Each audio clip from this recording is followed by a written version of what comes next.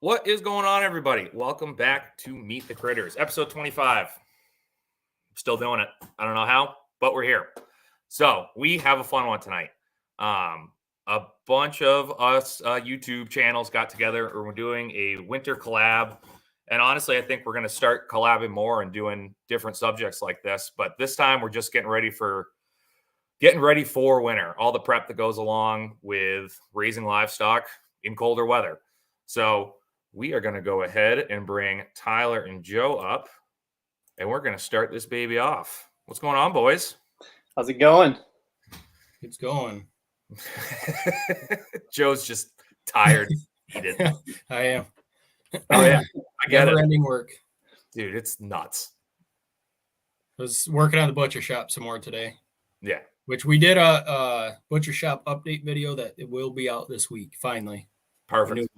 It looks great. From all the pictures you sent in, it looks freaking fantastic. It's getting there. Spray foam got done Friday. I started building interior walls today. Perfect. So great day to do it with all the rain out here. We didn't really do anything. It cleared up here after I talked to you this morning. It cleared up and it wasn't too bad. I mean, it was chilly, but we had like an hour. I got out for about an hour this evening and scrambled to get everything done, but it was raining all day. Spent some time with the family, so it's always good to do that on the weekend, at least a day. We're going to pay for it tomorrow. We have a ton to do, so it'll be makeup day. It's been gross up here. We have like a tropical storm or something coming in, and it's just been gross, super windy, and now it's pouring, and now the temp's dropping, and it's like, ugh. Yeah, I seen that there was a cold front coming across the Midwest, and then it was coming up the East Coast towards all of us, but it was pulling in a tropical storm at the same time. So that's why we're getting hammered on with the rain and the cold temps. You definitely felt a swing in the temps today. It was warm this morning. It was probably almost 70 degrees, and it was like 50 when I went out a little bit ago. Well, a little mid-50s, I'll say. Well, it's like New England's weird enough as it is, too, where it's like when I was filming my winter prep video, it was almost 90 out in like October. I'm like, what are we doing here? Like, what the hell is happening? The worst part about it is like it might be 90, and then 2 days later, you're getting like your first snowfall. That's what happened to us last year. We never had a solid frost, and it just screwed everything. Like, it was awful. Like, we were warm up until like right before Christmas, and then it just dropped. We got like a foot of snow, and then it just dropped to like almost negative temperatures. And it was like, what are we doing here? And everything was mud. Just mud. Yep. Well, Joe, we're being rude. Tyler, welcome to your first podcast. Why don't you introduce yourself to everybody? All right. I appreciate you guys having me on. Joe, definitely thanks for getting this set up. Kyle, thanks for having me on your show. We're a small homestead here in Eastern Pennsylvania. Pretty new to it, actually. We got our place in 2019. Something that I've always wanted to do. I grew up on a family Christmas tree farm. So we had the outdoors, we had farming in our background. And we were lucky enough, we actually got the property right next to my family where I grew up. So we basically just joined farms. We expanded a little bit there, which was great.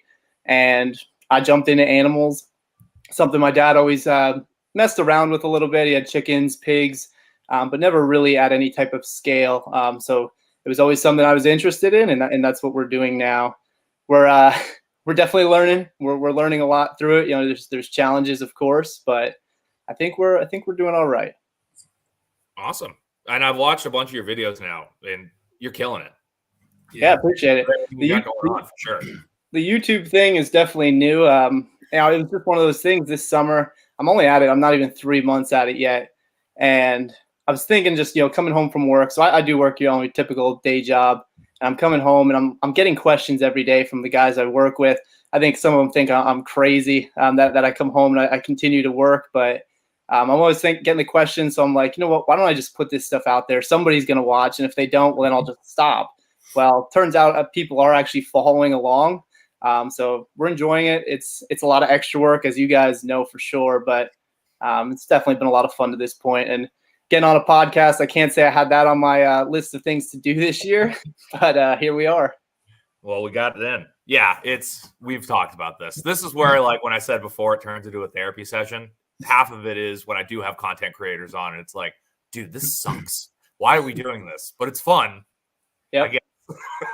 Yeah, when I started my channel earlier this year, I didn't have, never even gave a thought about getting on a podcast. And I think I commented on one of Kyle's videos, and we just started chatting back and forth, and I started following him along and started getting in his live comments, and he invited me on, and I've been on quite a few now, actually. Yeah, you've been my easy button, like I was for Josh, because that's kind of how I didn't have the YouTube channel, I didn't have anything, and the Renegade Butcher podcast that was running for a while, they're taking a break for a bit, but I started listening to that and got into the Telegram group that he had, and just started getting on, and it was like, all right, I like this, and then the community that I got into from that. Everyone was like, start a YouTube channel, start a podcast. Yeah. And I literally started a YouTube channel and a podcast in the exact same week on top of everything else we have going on. And I haven't really looked back yet. Yeah, it's pretty cool. 5 6 months ago. How quickly everything grows too is pretty cool. We started, and just having you guys reach out, I never would have thought it would have been this quick. So it's cool. The community. These are the type of shows that I always enjoy watching myself. So it's pretty cool to actually be on one. Yeah, man. I actually came across your channel through Toolman Tim's.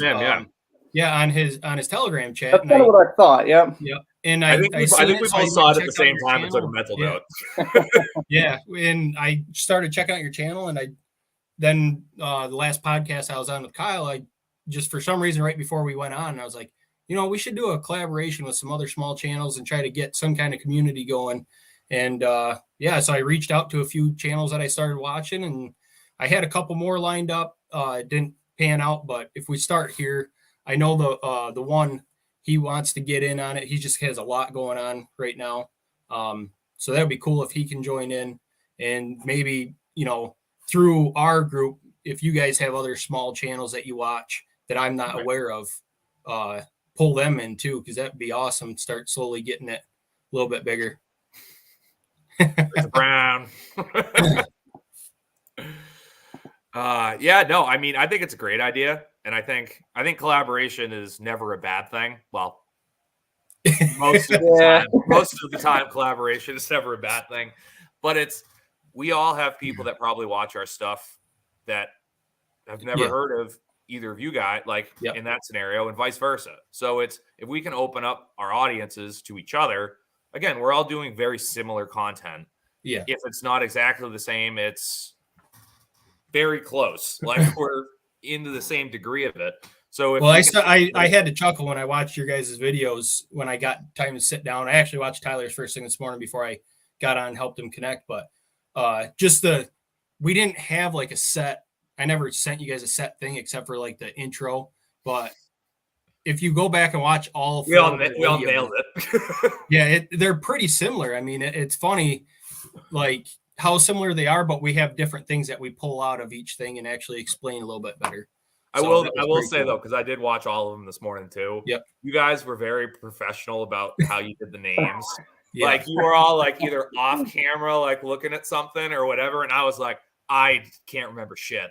So the names of the I had it memorized, but I've been, talking to all three of you guys trying to get it all worked up. So I it's in the back of my mind all the time because I've been trying to plan this and get all the details, figured out. So I'm kind of glad that it's only 4 channels right now. If we could have went bigger, then I think it would have started trying to get everything. It would have gotten interesting for sure. Yeah, I'll be honest. It took a couple takes for me to get that right. I was starting to blend names together and just make stuff up. So we got it though. Like I said in my video, that's the joy of being able to edit stuff, because absolutely I had to edit out too. So yeah, no, I think that's been the weirdest part is all of a sudden you're mini acting, like you're not acting, like you're just talking, but you're memorizing something. But then there are moments where it's like you're kind of acting in this while you're filming this in your backyard surrounded by pigs,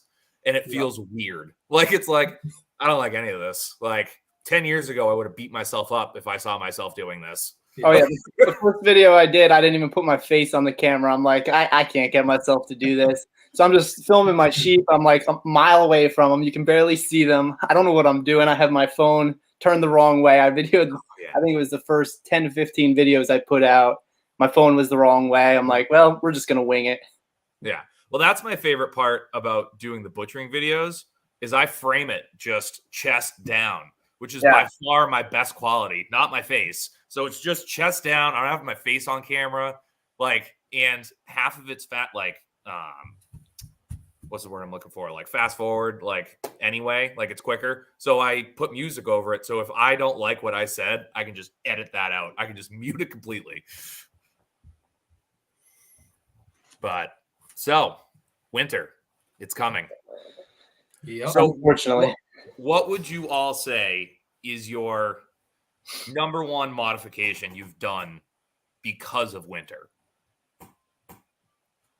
I guess I'll go first. My number one modification honestly doesn't even have to do with the farm. And I put this in the video.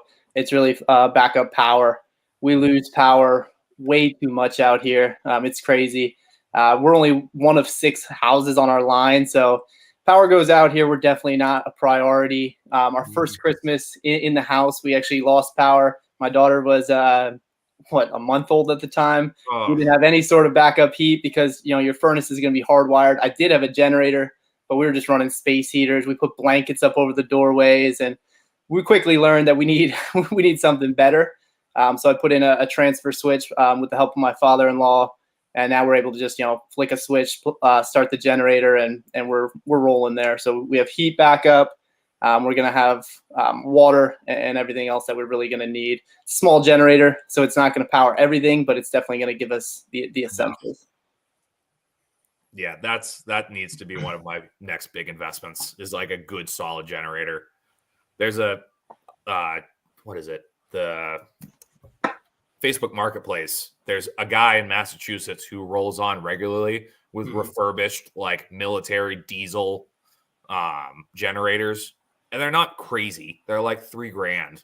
Yeah, that's not bad. That's not bad at all for completely top to bottom redone, like good for civilian use. I'm like, dude, for $3-4 grand, that's worth every penny. I could power the shop and the farm with that. Oh yeah, and the new Generacs are crazy expensive. So if you can pick something up that big for $3,000, you're doing pretty good. Yeah, Joe. Oh, for probably watering. Honestly, just trying to figure out the best way. And every winter, I tweak it and change it. It was a lot different at my other property when we moved here 2 years ago. We've only gone through one winter with full winter with farm animals here on this property. So I get it's just playing with things, trying to figure out what works for, because like every property I notice is going to be different. My little barn that I had at the other place, I trenched water with a frost-free hydrant out there. I don't have that here. I just haven't had time to do that, which would be awesome if I did, but I just haven't made it that far. And then probably second in line would be heat source and power, like Tyler said, because like we had talked a couple podcasts ago, I had got word that we might be in for more frequent blackouts this winter because our local government issues that we have here in New York. So I have a decent sized generator I picked up. It's brand new. I think I paid like $800 for it. It's an 11,000 watt.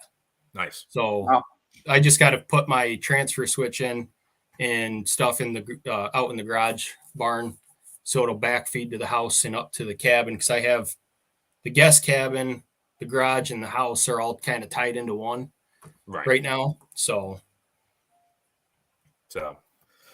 yeah, and I'm gonna go. I actually, from yours, I think how do you like this shrinking hoses? Like, honestly, if you don't drive over top of them and you if they freeze once, they're done.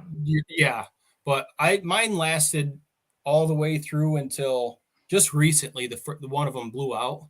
Yeah, but for wintertime, if you can get a couple, 2-3 of them linked together, you just run it out, fill your water, and let that thing shrivel back up, put it in 5-gallon pail and set it back in the house. It's probably been the easiest, quick thing to do. Okay. Definitely buried water lines with frost-free hydrants or Right. frost-free waters.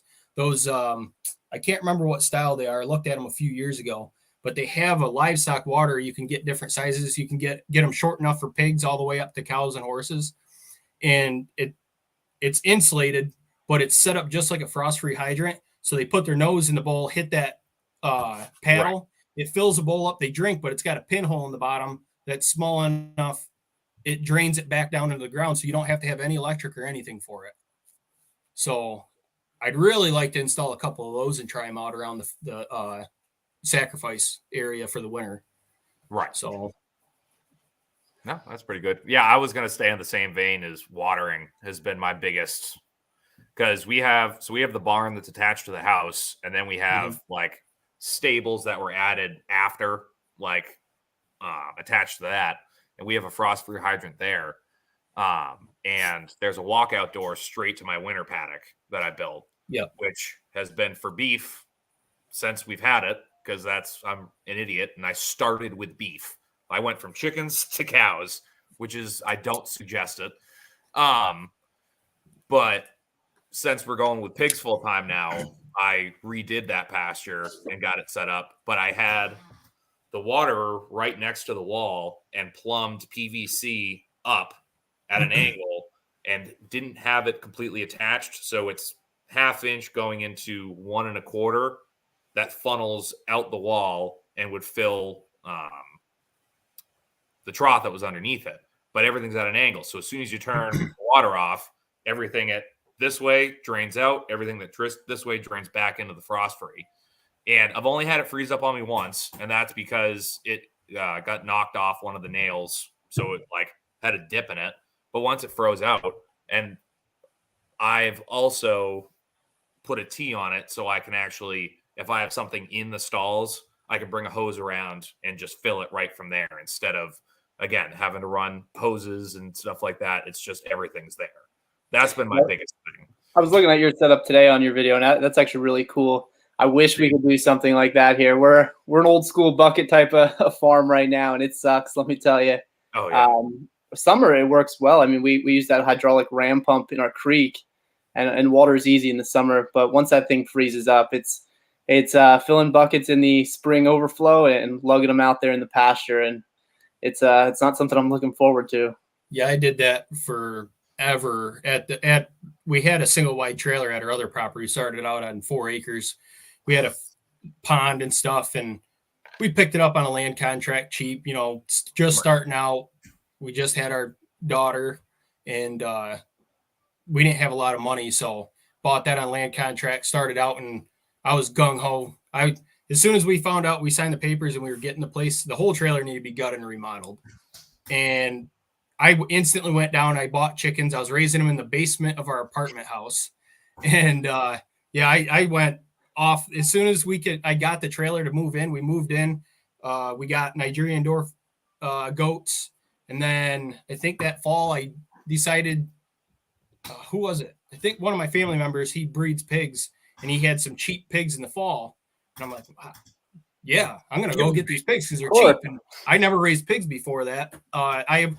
For a long time, I raised dairy goats and chickens and all that stuff, but I never had pigs or cows of my own. I've worked on dairy farms and stuff like that since I was 15 years old. So I wasn't, new to farming by any means, but I just there was no barn on the property. So the first winter, I think they stayed in a little metal garden shed that was there. And then I slowly just started getting scrap lumber, and I have to get a video of that barn. It's just tall enough to walk in for me, and I'm not that tall. I'm 5'9". And I just used stuff that I had on hand. I tore down a couple barns, and I had some lumber given to me for jobs that I traded, and just slowly built stuff. When you don't have money, you got to make it work. If you're going to make, do stuff like that. So, but I think it was the second winter we were there. We lost power for like a week straight, and that was horrible because there's no running water. We had a wall hung propane heat. But Danae and McKinley went and stayed at her grandparents', I do believe, because they still had they had a backup generator. And I had to take an axe, chip ice off the pond, like foot and a half of ice off the pond to carry water to all the animals.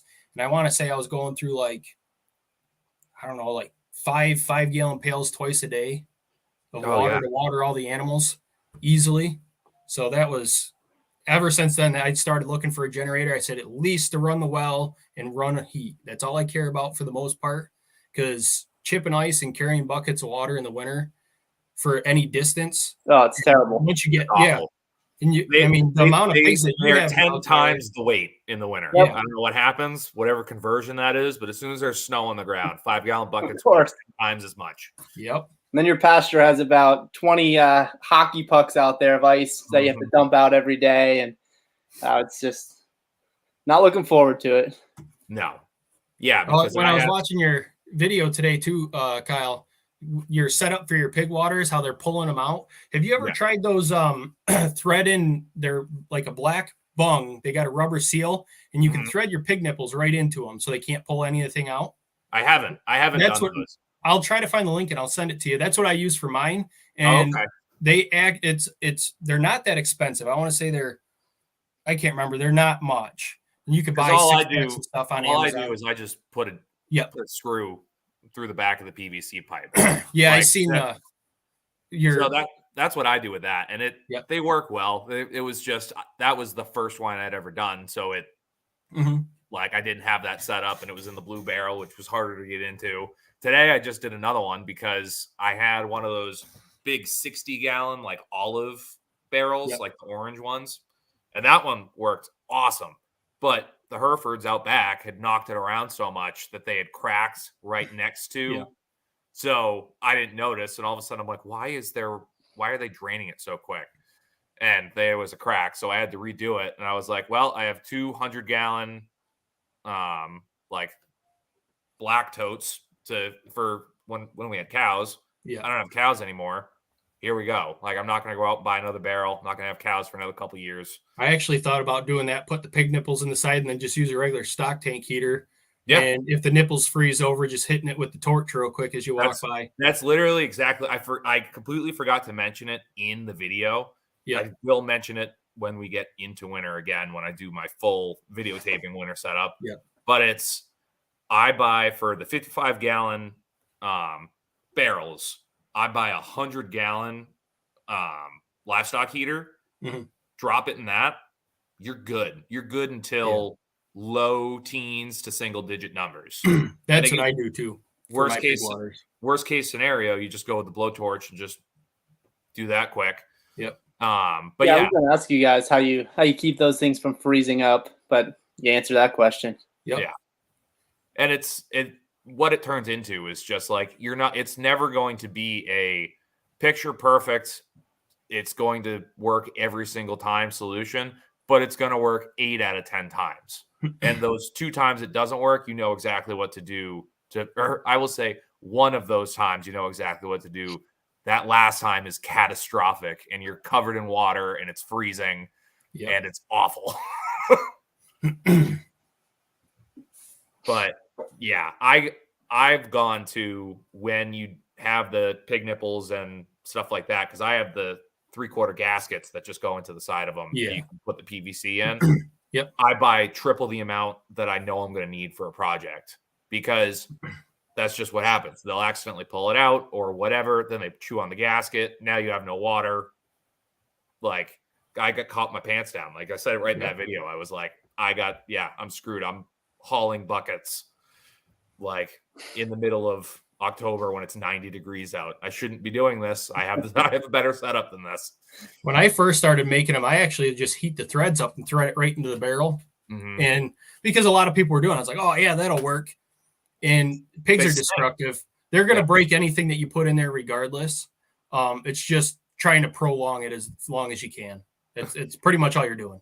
I need to do a video of in that video I have the setup for how I'm doing the pigs this winter off that barn frost-free hydrant. So there was like a choke point where I had it wired, the hose like around the T-post, so it would start overflowing out of the 1.25-inch pipe. So I was like, I'll just make a quick faucet, like out of PVC, like have a better angle, have everything opened up.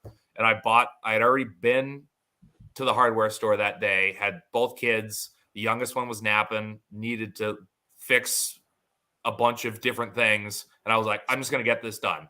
My oldest is with me. She's having a good time. She's distracted. I got it all put together. I had the wrong fitting for to put the hose on, like to connect the PVC to the hose. I had the wrong PVC fitting. And I'm like, no, I don't. Blowtorch. Oh, mallet, hammered it on. Perfect. We're good. It looks so janky, but it works so good. Rachel said PEX is forgiving. That stuff, yeah. I love PEX. Me, right now for my full-time job, I do HVAC plumbing. We do some dirt work, concrete work and stuff. And that's all we run is PEX. That stuff it's great. Yeah. I mean, compared to the old copper and stuff, it freezes once you're done. The PEX, usually if you have a problem with PEX, it's in the fittings itself or in, connection points more so than the actual line. So, and then everybody that doesn't want to spend the money on the crimp tools and stuff, and they put shark bite fittings in there, as soon as those freeze, they're junk. But don't get me right, they're great. They're great fittings. Like if you need a quick fix, or I've used them plenty myself before I got into doing plumbing work. You just got to be careful if it's going to be in a spot that's going to freeze. The teeth on them, there's little metal teeth in there that actually lock on the pipe. And those, when the ice builds up in there, it actually bends the teeth out, and that's what it blows it apart. Yeah, I have those set up on my hot water heater in the shop. I've just got a 30-gallon electric hot water heater that we finally now have a frost-free hydrant at the shop, so I'm not running 200 feet of hose from the house to the shop every time I need to do dishes. So that'll make life easier. But I have it set up with quick connects, like brass quick connects with shutoffs.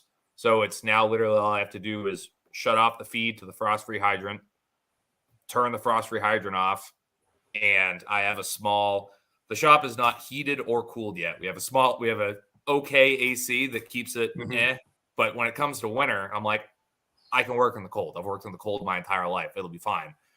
But we have a small, like, radiant electric radiator that I just plug in, and all I'm going to do is just stick it next to the hose coil. So I know that's clean, and it's also heating up the sink that's right there. So it'll throw off a little more heat and stuff. So this winter in the shop will hopefully be a lot easier. Yeah, I've been there plenty when I've cut up deer on the side in my metal carport and it's 10 degrees out and everything's froze. Yeah, it's not fun. It's not fun at all. I understand your pain.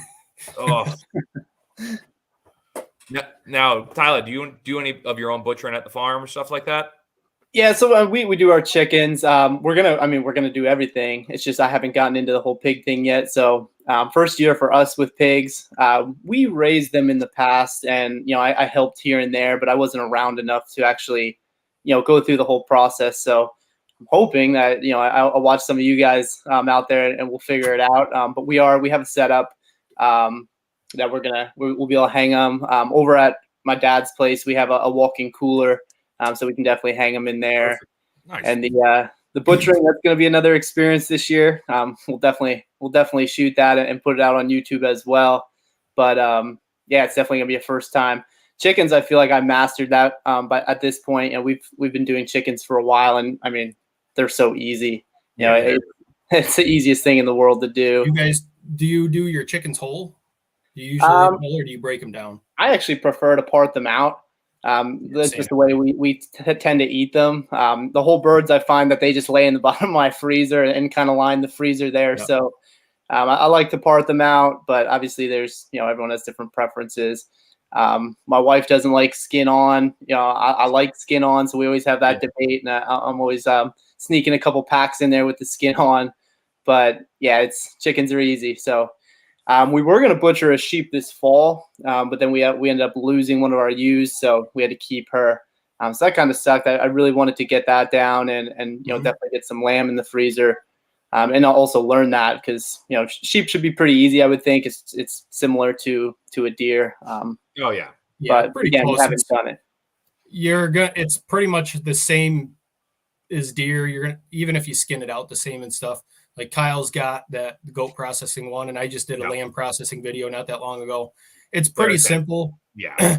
For me personally, like I talked about in my video, I like leaving my like loins and everything whole. Usually lambs, their chops are so small, and goats and stuff. Same thing with venison. It's not worth for us the way we are going to eat it. Those little tiny, I'd eat a whole rack of lamb myself in the chop form. Yeah. And so I like leaving most of my cuts whole as much as possible, like the leg of lamb, and they don't take up that much room. So yeah, that shouldn't be a hard one for you. And it's nice because you don't even have to split the lamb like you would with a beef or pork down the spine.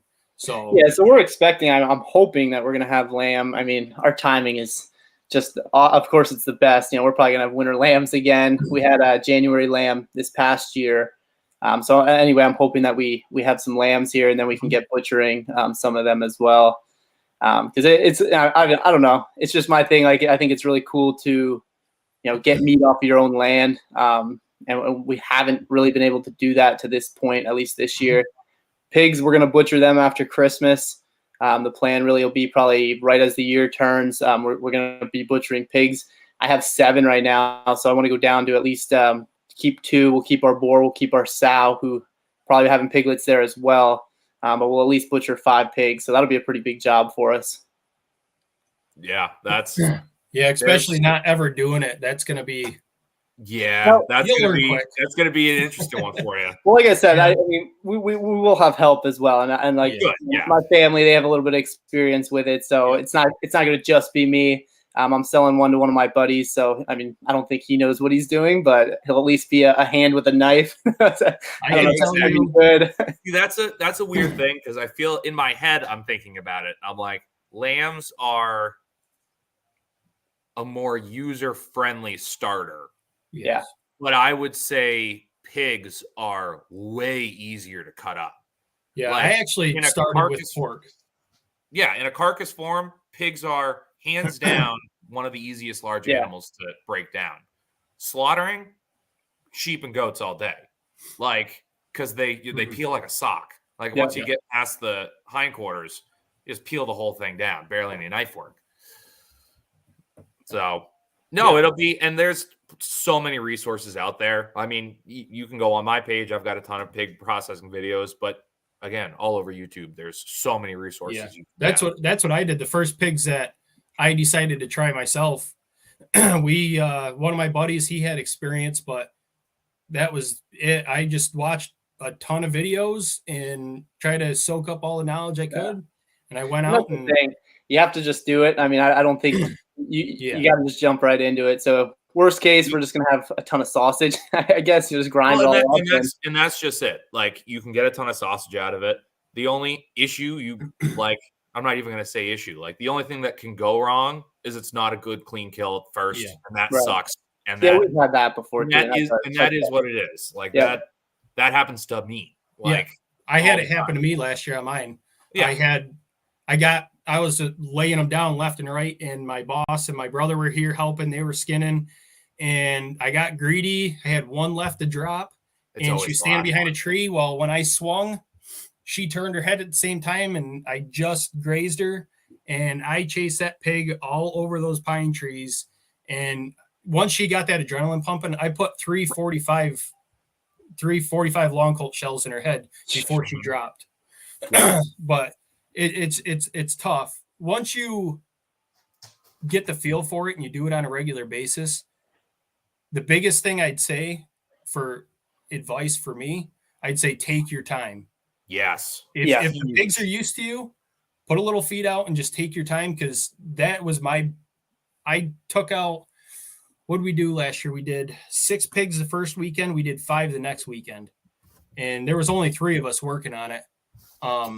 But I did all those in the very last one. I got greedy, didn't take my time, and that's the one that got messed up on. And that's always when it's going to happen. It's going to be when you walk in, you're like, I got this. Yeah. You screw yourself the second you walk into that. And I still catch myself. I put my last beef that we had in the field in the cooler on yesterday. I just did it yesterday. And it's I say never be ashamed of a double tap when it comes to it. I dropped it. It dropped first shot. I walked right up to it. I've raised it his entire life. It wasn't expecting anything. It should have been because it's seen hundreds of animals die, but it didn't expect anything. And just the way it kind of fell, I wasn't getting the IRA action I liked. Yep. And I was like, cool. I bring out a second shell for this exact reason, and I dropped it.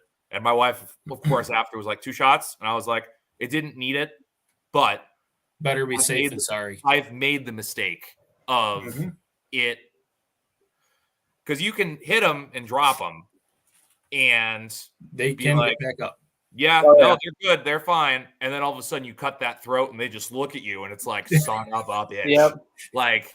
So, and honest, we're not trying to scare you at all. No, I mean, I've been through that before, so we've done that a couple times already, and I've been at the trigger, so I know what can go wrong. We had a couple go wrong, but most of the time it's actually been pretty successful. Yep. We will say, I don't know if I should say this on air, but I did have one time we're dipping it in the scalder, and it starts kicking around. I'm like, all right, I don't think it's ready yet. Yeah. If that's your level of I shouldn't say this on this channel, go ahead and list some of the back. Back to the. You're fine. I guess our audience is accustomed to this stuff.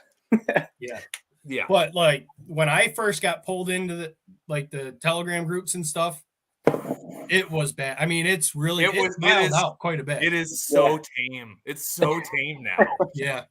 Honestly.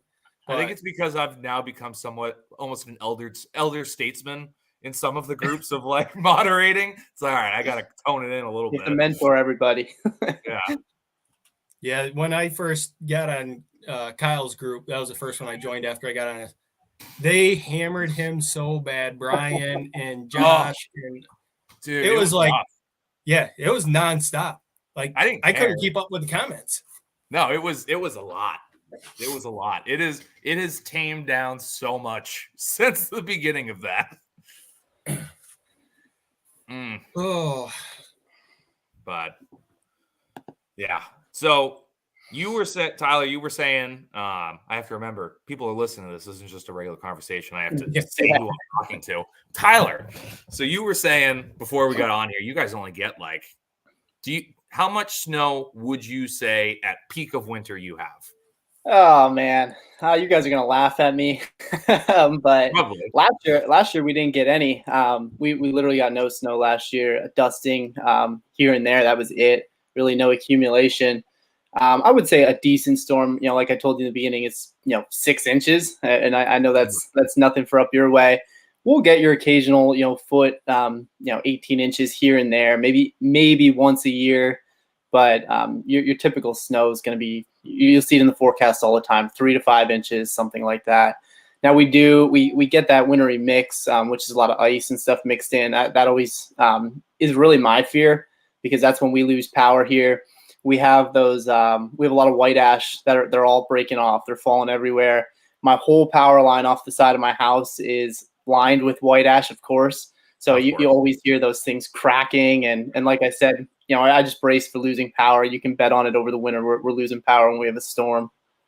But yeah, I mean, snow last year we got lucky. I think we'll probably get it a little bit more this year, but you really never know. I would just say you just got to prepare for it. Prepare that you're going to have a bad winter, and I guess if you don't get it, that's definitely going to be a bonus. Yeah, exactly. Yeah. Well, I just thought about it, but none of our videos covered what we do for bedding for animals. Nope. Honestly, I didn't even give it a thought until just now. What do you guys use for bedding your animals? Do you just use leftover hay or? Yeah. So I'll probably use that. And for the pigs, this is our first winter with the pigs. The sheep, I didn't do anything with. I mean, the sheep, they don't. That's why I love them so much. They don't. We have a 3-sided shelter. They don't even go in it. They'll lay next to it. They'll lay behind it, but they won't go in it. Be pouring down rain, sleet, snow. They don't care. Yeah, I've done 2 years of raising bottle lambs. I buy them. The kids raise them with me, gives them something to really focus on, and then we process them and sell the meat. But I've been very impressed. Like I've always shied away from sheep because everybody said they're stupid. They try to kill themselves, and I've always been a goat person. And I'm at the point if I can deal with the goats. all the sheep that I've raised so far have been way easier than the goats, in my opinion. You're not going to see goats. They're browsing. My lambs were out eating more stuff than the goats were actually eating when I had them out. I was pretty impressed. So I've really been considering doing some hair sheep myself and just trying it out, because I'm in the process of trying to figure out the best route for my farm. I kind of got gung-ho on the cows and stuff when I first bought this place, and my pastures aren't top notch yet because I started out with just red brush and goldenrod and thick brush. And I'm just at the point where my small herd of cows, it's going to be 2 or 3 years before I even start getting steers from the herd to start making money back off of them. And that's a long time to pour money into a certain thing. So I'm debating on a couple of my thoughts were just keep my dairy cows because I'm always going to keep them. I still get the calves because I enjoy having the babies out of my dairy cows, and then possibly doing a couple steers because I don't want to lose the pastures that I've cleared. Right. And I'm going to need a couple larger animals to keep them cleared. Like my neighbors, I'm at roughly probably 15 acres over there that I've cleared and just started working on. And he doesn't want permanent fence, so it's kind of tough with the sheep. I need a lot of netting to graze them over there, which they do an awesome job over there. So it's just trying to figure out my best, what's going to fit the farm the best. But I've been really interested in the sheep. So I was kind of excited when I came across your videos and started seeing some of the stuff that you're doing. I actually met Greg Judy this summer, and he does a lot with sheep, and he's got them trained to a single strand. If I could figure that out, that would be awesome. I tried that, and I had it going good for I don't know, a couple of weeks, and then next thing you know, my sheep were up across by the road. I'm like, this isn't working. I have the same issues with my goats. I don't have they're trained to 4 strands of electric, but as soon as I let them out to free range, I own 17 acres here. Plus I have roughly 15 acres next door, and they head right for the road. And it's kind of it's not a main road, but it's pretty busy, and we live right on the road, and they go right to the road every time. Of course. So idiots. Yeah, we had pigs running down the road. We were actually going to butcher chickens this summer, and we're driving up. I had my wife and my kids with me. And I'm like, what is that? It looks like a big black bear. And then my wife's like, it's a pig. And they're just running down the road. So I hop out of the car. And I mean, they were pretty far away from where we actually are. So I'm leading them down. And let me tell you, that was a job. They follow the bucket, but they don't really want to come and follow you. No. Every time there's a pig loose in my general vicinity, I get tagged in all the Facebook. Is this your pig? No, it's not my pig. It's not. Thank you. But no, I'm not going to get this random pig. Well, then I honestly have to say, even though a couple strands of Kyle's fence are upside down, his fences are way more, set up than what I have right now. But my theory in it at this point, just because we're so new to the property, is I'm trying to be as flexible and portable as possible right now until I figure out exactly where I want to put some permanent fencing and go from there. I really would like to line some of the road frontage because I have frontage on 2 roads with woven wire for sure, especially up by the pig pasture and then down around the front by the barn. That would probably eliminate 90% of my issues I have with animals sliding out to the road every once in a while. But definitely think that one through before you put it in, because we put in our first fencing, the woven wire, and I regret not putting another gate in on the one side already. We did go forward. We put some high tensile in this year, where we think that hopefully the sheep are going to stay. But we've had success with it. I mean, it works really well, but it's definitely a permanent fixture. So if we want to expand off of it, we got to be really thoughtful of where we're going to go next. Yeah, I put in a lot of thought when I put in that back pig pasture of how I wanted to do it, because I'm like, this is a big area. This is a lot of money going into this. Yep. And this is something that's going to be here for the next 10 to 15 years, if not longer. Yeah. And it's what I really like about it now is now I'm just building off it like Tetris. Yep. So because it's attached to 3 different paddocks, some woven wire, some just 4-strand electric. And now I'm looking at it going, okay, well, I want to put another pen here and another one over here. And all I'm going to have to do is take down a little bit of 4-strand and then just run 2 more lines and I'm solid. And it's like, oh, okay, I like this way better now, to where it's like, because I don't trust pigs to save my life. I have insane fencing anxiety, which I think is why I enjoy fencing so much, because I'm like, nothing's getting out of this. Like, it's not, except for those obvious 2 lines of fence that are upside down that the piglets run out of nonstop. But yeah, no, when you're putting in woven wire, that is, you need to sit there. Oh yeah. Like in my case, I just sit there and smoke a cigarette and just like look at the landscape of like, what am I doing? So when I finally build it, I've already built it like 5,000 times in my head. Yeah, for me, fencing and firewood are probably my 2 favorite things to do on the farm, honestly. Yeah. Firewood's my number one. I can cut firewood and split firewood and stack firewood every day, and I'd never get tired of it. It's just something I've done since I was a little kid. I just enjoy it. It's relaxing to me. Fencing, I like it because when you sit back and you start out, even if it's an old fence, or like we had blank land, like our whole property, like I said, red brush, goldenrod. Now I'm starting to slowly shape it and get fields figured out where the real wet spots are, where I kind of want to keep the animals away from.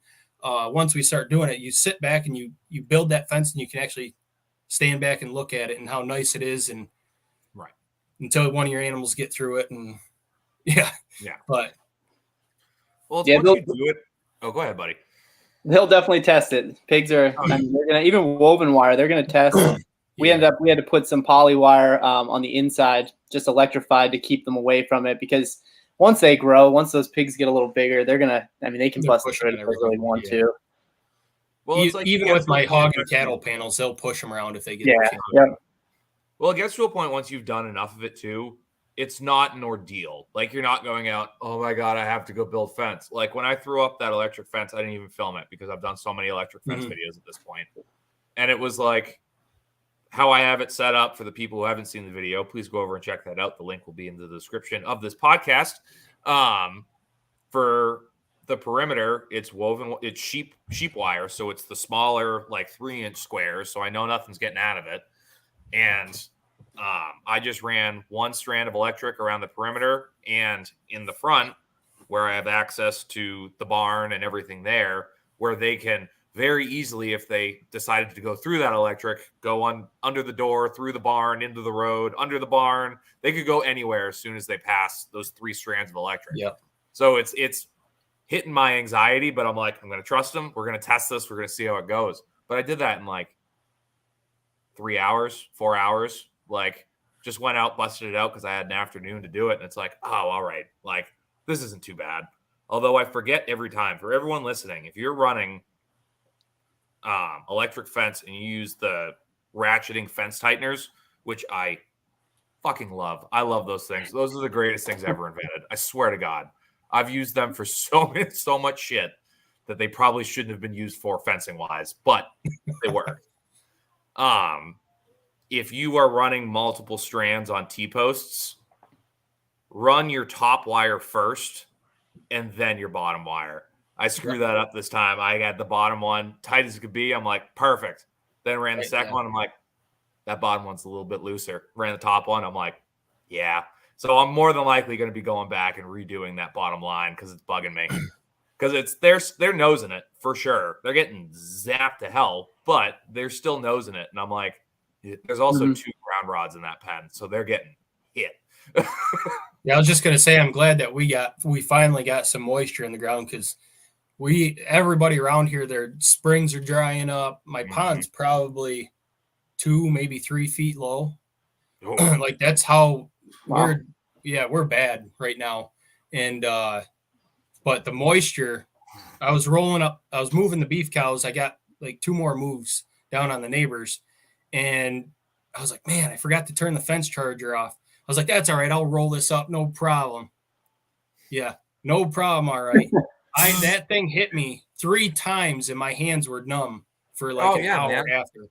But that's why I bought that fence charger, because I was sick of animals testing it. when there was times when it was dry or the pigs would throw some dirt on the fence. The Cyclops fence charger, if you're going to go with a plug-in fence charger, I highly recommend it. It's well worth the money because I've spent way more money on the cheap chargers trying to keep animals in, and they die frequently, versus that Cyclops. It's got fuses in it. So if it gets hit by lightning, the fuses blow or something happens. Usually it's just a fuse. You just pop it out, throw a new one in, and you're good to go. And that thing's been awesome. And it frequently, my charger, my fence tester only goes up to 7,000. And the last time I tested it last week, it was still pushing out over 7,000. I have not cleaned off the pig fence in like a month. And I know there's dirt and sticks and stuff on there. And I've got my whole property lined with fence, and it's running a strand plus probably 6 or 7 acres of poly wire over on the neighbors right now. So it's putting out. That's a big thing to tell people. Like, definitely go check out that one. If you send me the link, I'll put it in the description of the show. Okay. But like, that was one of the biggest pieces of advice given to me when I started was go bigger, go to the biggest on your fence. The biggest you can afford. It does not matter if it is a small 10 by 10 place you were trying to electrify. Get the biggest chart. And I think mine's like 120 miles. And I think overall I'm thinking about how many spools I've gone through, maybe 3 miles of fence run. Like, if you look at the strands. Another mistake a lot of people make, and I did it when I first started getting into larger livestock, is I never paid attention. I didn't understand how the fence chargers worked. Look at the joules and not the miles. Yeah, if you can figure out what the joules on your fence charger is versus the miles, because some of the the Farm Hand or whatever other brands that, like the Zebra that Track Supply used to carry, they might be rated for 30-mile fence, but it's only 0.5 joules. Right. Because that the joules is what you really want to look for if you're looking. Some chargers don't tell you what the joules are. My advice for that would be get one that tells you how many joules, or at least find some information on it before you buy it. For pigs, cows aren't so bad. Once they know, if you don't get, sometimes you get a bull or something that'll test it. But goats and pigs are the two worst ones. They couldn't care less. I wouldn't do anything less than 2 joules depending on the size of your paddock for those. My fence charger right now is 5. My boss has the Cyclops that is 12. Mine might be the 8. I'll have to look. I can't remember. I've had it for about a year, but I got the next size smaller than he has. Now his, that thing will just about make you go sterile when you get hit with it. I'm not even joking. I stepped on his whole fence when I first started working with him. I started fixing fence and stuff, and that whole thing just grounded out. It was wrapped around the neighbor's barbed wire fence that's attached to trees. The whole thing, 6 or 7 strands of barbed wire, completely ground out. And the neighbor called him and said, "Hey, can you turn your fence charger off? I'm getting shocked at my sugar shack." What? That's how much power that fence charger has. That's crazy. It just about put me down when I was standing on it. I kept hearing something ticking, and the other guy that works there, I said, "You unplug it when I find it. I'll holler to you." Well, it was kind of tall grass, and it was coiled up underneath my feet in rubber boots. It shocked me. I could feel it all the way up through, and it felt like my man parts were in my throat. I'm hollering to him. I'm like, "Shut it off, shut it off." I couldn't, because you're doing it right. When it goes through your whole body, you're doing it right. Yeah. Dude, that might be the scariest sound on the planet. When it's just quiet, you're doing chores, and you just hear, wow. And you're like, where is it? Like, yeah, especially when you get a good but I mean, I've been shocked plenty of times by all sorts of different electrical stuff, especially now that I do a lot with electric. But that'd probably be, even for the winter time too. I mean, since we're doing a winter one, if you're gonna have electric in the winter, make sure you got a big enough fence charger to keep putting it out, because I've done that a million times too, where up here in the north you get the snow loads and it'll push the fence down and ground it out, and then you got loose animals. So Nope. It's something definitely, Joe, if you're considering sheep, for some reason, I always think that the sheep, they only test it. If it hits their nose, they're going to feel it. But when they brush up against it, forget it. They're not actually even feeling that shock. So definitely got to do like a good 5-6 wire if you're gonna put sheep out there. My lambs this year, they were actually wool breeds because that's what I could find. They brushed up against mine with that fence charger and they felt it. Oh yeah. Oh yeah. Yeah, they didn't like it, and they were trained. Actually, I had the lambs trained to 2 strands this year. They never bothered my polywire 2-strand fence for the most part. Yeah, but I also kept them on a pretty good area of green forage, so they didn't really need to test it. You guys use netting at all? Yeah, I have some netting. I haven't played with it yet. To be honest, I'm not a huge fan. We use it, but if talk about fence anxiety, that section of netting that we have for our sheep is definitely what kind of keeps me up. I'm always checking them because, we have deer that run through the area and they can easily knock it down.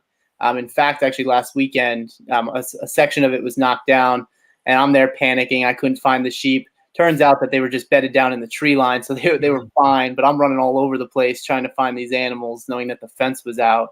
What brand of netting are you running? The Premier one. Yeah, that's the same as I've got, and I have noticed. I mean, mine's used pretty good, but it does not carry electric like the polywire. No. Like if you mine, I've never got it hotter than maybe 2000, and that was directly to my fence charger, and that's a powerful fence charger. Cruz, I really wish he came on tonight, but he actually did a video just a couple weeks ago. He has some new netting that he's trying. I'm pretty sure it's Gallagher brand, and he said his netting was testing over 7,000 volts. Yeah, I had this at 7,000 a couple times, but recently I haven't been able to get anywhere near it. And again, that's another reason why I freak out about it, because the charge just isn't there. Yeah. I mean, the animals, if they hit it right, they'll back off, but really they could go right through it. So that always is a worry. And then, you always have to move it. If you're using it more like a semi-permanent type roll, you have to move it around because you got to keep that bottom line clean. So it's definitely, I don't know, it comes in handy. I'm terrible at moving it and rolling it up. I mean, it's always tangled. It's always knotted up for me. And then I'm there just, especially if you're not doing it especially if you're not using it in an open area. Yeah. It gets snagged on every little, it'll find the smallest little twig and the whole thing will get wrapped up in it. And I absolutely hate moving netting.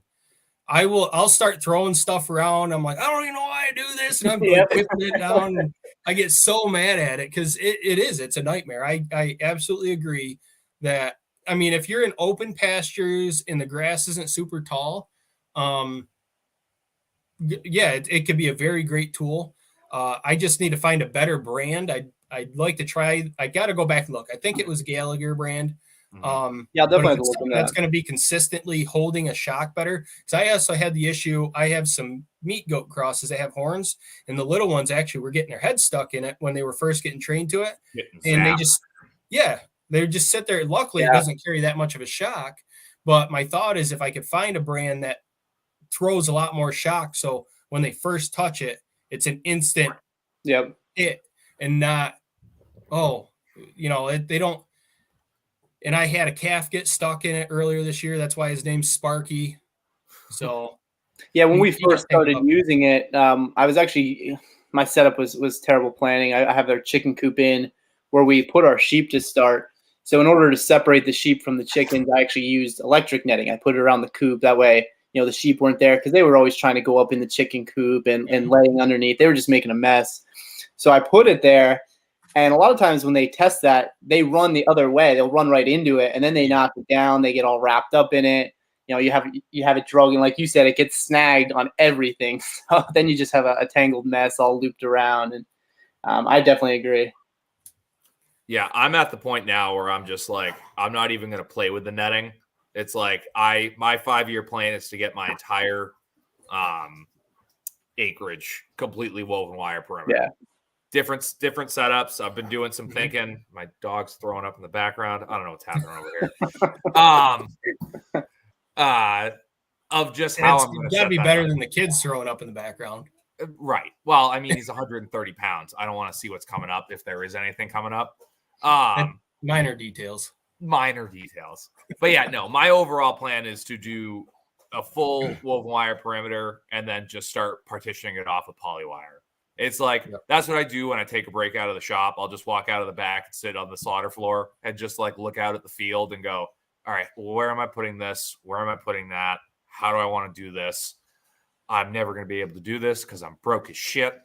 But how am I going to do this anyway? So it's overall planning. It's like, I don't want to, we already have so much infrastructure that we're set up to do a decent amount. I don't want to put myself into a position now where it's like, all right, well, now I need to get this netting so I can run these or do this or do that. It's like, nope, we're going to coast. We're at the point now where we know what we're trying to do. We know what we're trying to raise, how we're trying to do it. So let's just do it. Let's not grow crazy amount. If anything, it's going to be probably birds next year. We'll probably do some turkey tractors or something like that. But we've downsized quite a bit while at the same time, like ramping everything up. It's the freedom that went when I pulled the trigger on that last cow. Oh my God. It was so sweet of like, I don't have large ruminants over the winter. Yes. Yeah. Well, we all have the bad habit of just taking on way too much, thinking that we can handle everything. And that's kind of where I was at, diving into how many pigs now. And I still have plans of getting cows, but I'm kind of reining myself back on that one a little bit. Just, let's make sure the sheep flock grows to where I want it to be. Let's make sure these pigs are all right. And then, we'll look at that later. But we do have a pretty good pasture that we're going to fence, hopefully either over the winter if the ground's still thawed or next spring. That'll be a good 4 or 5 acres that we're going to fence off. So we definitely could do it. We definitely have the space, but again, I got to kind of harness my own ambition a little bit. Still working, still have kids, and it's brutal. Yeah, we went from having 0 animals to, I've got 21 pigs right now. Meat rabbits, I don't even know where we're at. I got a couple litters in there. I got to get weaned off their moms and put out in the rabbit tractors. We've got the ducks that for some reason they continually keep hatching. I cannot wait till they're gone. That's probably the worst animal right now on the farm that I cannot stand. Tell me we just got ducks. And don't get me wrong, I like having a couple ducks running around, but these ones are they are completely annoying. They will not stay out of the barn. They're under your feed at feeding time. They're finally going into the pond. Like for the first 8 months, they wouldn't even use the pond. They were out in the road, and they will not stop hatching. Like if every duck that was hatched here this year was still alive, if we didn't have the fox issue, we'd be like 50 ducks right now out of like 7 or 8 is what we started with last year. They're definitely messy too. Oh yeah, they're super messy.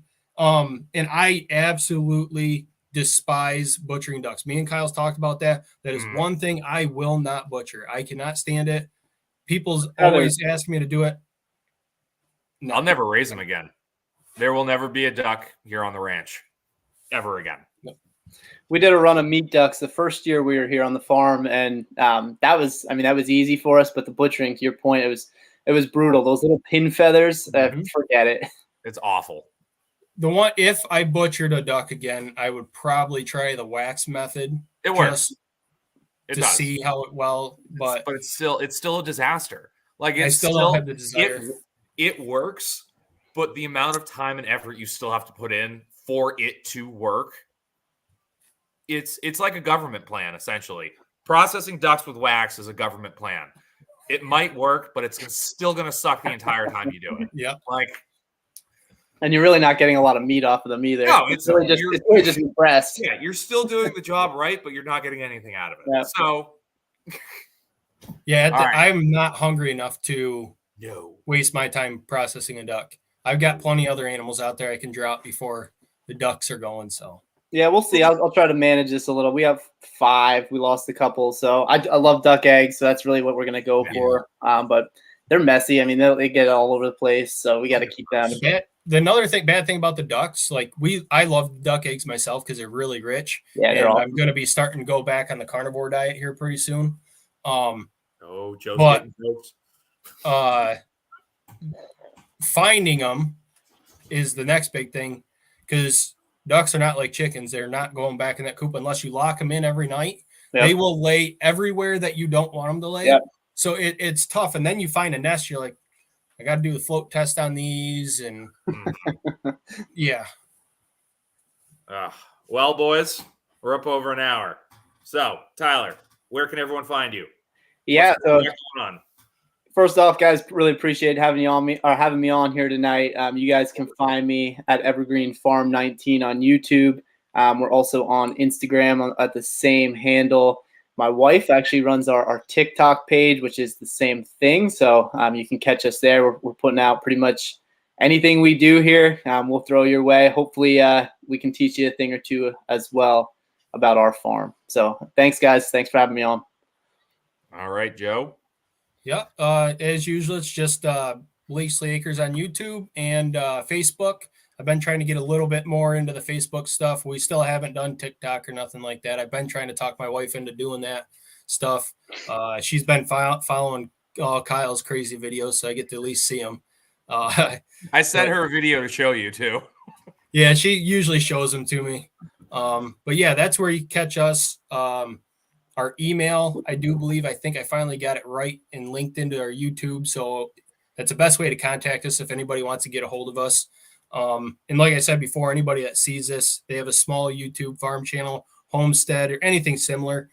If you want to get in on the collaborations, we are going to plan on doing some more future ones and hopefully try to keep the same people and maybe add in a couple small channels on top of it and just grow and see where we go from there. Hell yeah. Well, if you're watching this, you are streaming to your guys' channel as well. If you're watching from Tyler or Joe's page, you can find everything of mine at BackwoodsButcher603 on YouTube. It's the same name for Instagram and TikTok. I've been enjoying TikTok a little too much. I finally figured out how to do a couple different things, and now I'm like, oh boy, watch out, everybody. And I've been on a bit of a wave today. I put out like 4 or 5 today of just random ones, and it's like, whoo, it's taken off, but it's real dark, folks, real dark. But yeah, no, it's basically I try to put out one butchering video and one farming video a week. And we're getting into hunting season now, so we've got some bear videos out. We have some deer videos. I'm hoping for a moose. We'll see. I don't know. I would love to. It's on my bucket list to process. I've only done one, but it was like when I was still like an assistant. So I am looking forward to doing one myself. An exciting video we got coming up in a little while is I'm going to be breaking down my half of the beef that I'm putting in my freezer. So I'm doing a video of what a butcher does on a cut sheet and not what a normal cut sheet's going to look like for somebody who just wants steaks and stuff. I know. I was actually thinking that the other day. I was watching Tyler's video of his beef that he got. I was going to run that by you about maybe doing a podcast about like butchers, what we prefer, or sure, talking to our customers and just going over cut sheets for all the different species maybe one night and kind of giving the people the information. I thought that would be a pretty cool one we could try. Yeah, and I can actually download or get all those pictures and pull them up on the screen, and we can talk about it and stuff like that. Yeah. So that would be an awesome one. But yeah, no, because I'm weird. I'd rather have stir fry than steaks on most cuts, like just random stuff where it's like, yeah, I have the ability to take the extra minute and go through and chop this up. So I thought that'd be a cool one. And then we are going to SRF next weekend. So we're going to be doing a road trip to Tennessee. So I'm sure there'll be plenty of recording of what's going on and all of the shenanigans there. I know we're planning on a bunch of us are going to try and bank a bunch of podcasts, a bunch of group podcasts, and we're going to see what happens. So I really wanted to go too. You guys make it sound fucking... I have no idea. I have no idea how this is going to go. It's my first time. So. Oh, I see Cruz came in at the end here. I did see that. Yep. Cruz, you'll be on soon. I promise. Once we get everything figured out. Yep.